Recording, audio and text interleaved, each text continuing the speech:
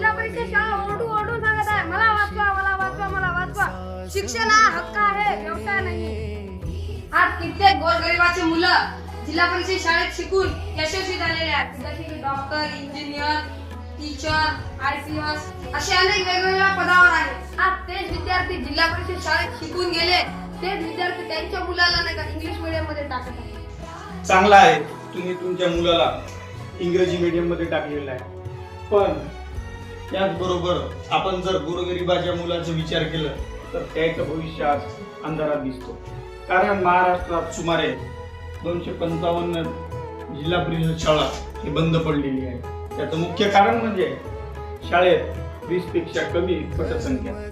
आणि जर असंच चालत राहिलं गोरगरिबाचं भविष्य कसं घडणार? जिथं दारू बंद पडायला पाहिजे, जिथं सिगरेट बंद पडायला पाहिजे, जिथं तंबाखू बंद पडायला पाहिजे, आज तिथं गव्हर्नमेंट स्कूल म्हणजे जिल्हा परिषद शाळा बंद पडण्याच्या मार्गावर आहे. त्याचं मुख्य कारण फक्त गव्हर्नमेंट नाही तर आपण सुद्धा आहोत.